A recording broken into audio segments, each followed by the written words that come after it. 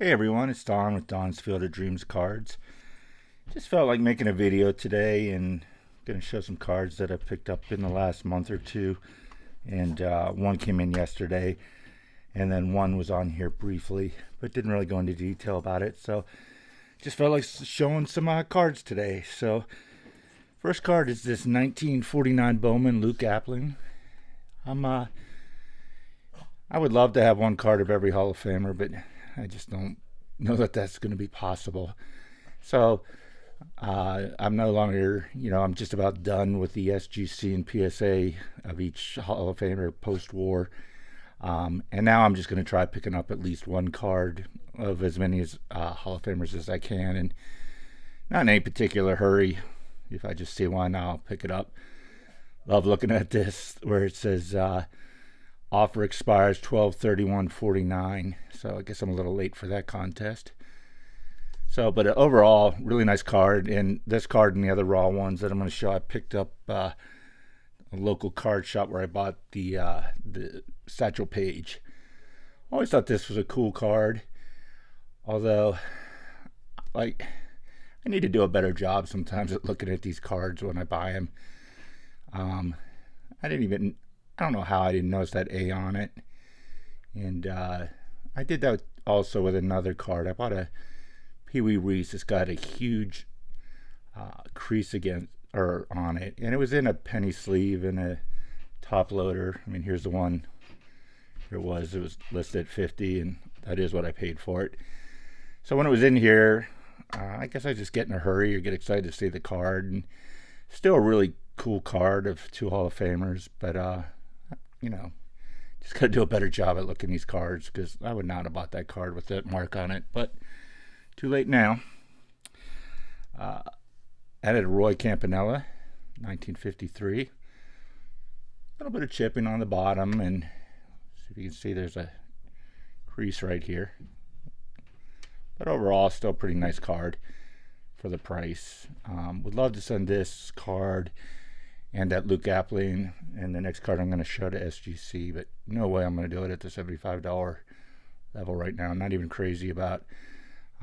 There's a private Facebook group where the guy gets a better price, and it's $35. So I'm just going to hold off a while. I don't know if they'll ever go back down to that price, but this is the card I really want to get graded. Took a chance on buying this raw from this guy. Not sure why he doesn't have this graded. If, like the Satchel Paige I bought and others, I don't know if he graded those himself or he bought them in that condition. I have to admit, I do have a little concern with this left side here, the centering. I mean, it's not centered on the front, and it does have some wrinkles too, or creases. There's one there, one along here. But overall, I love the background of this card. I mean, it's an iconic card.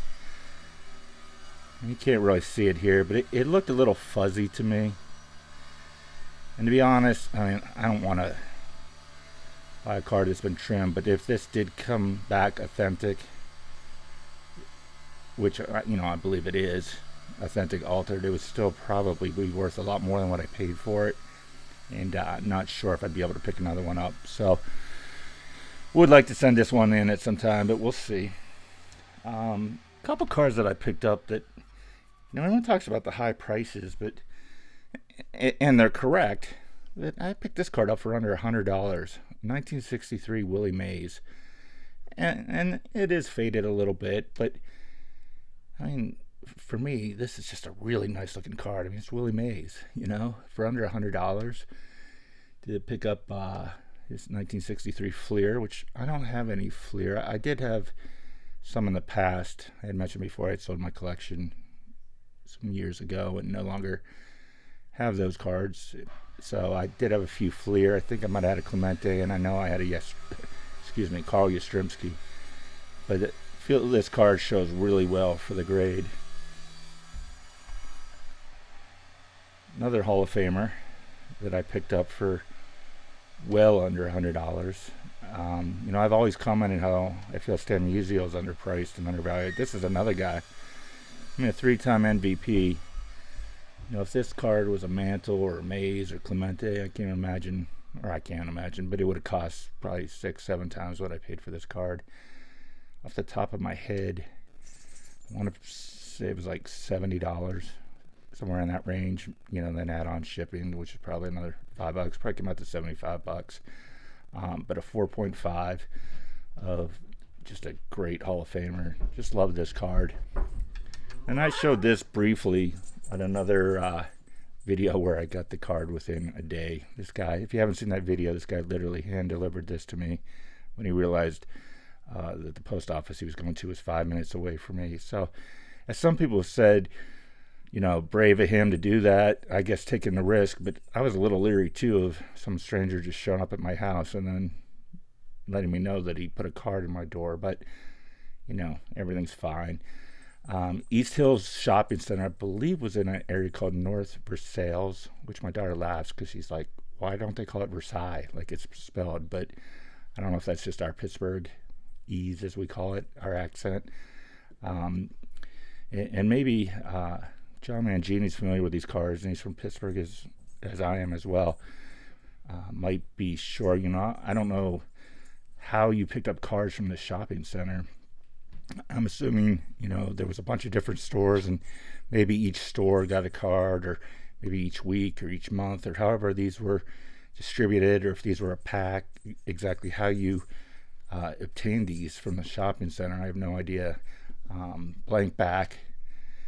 It's another card. I paid $57 for this, and a SGC7, for a Roberto Clemente. So there are still cards out there.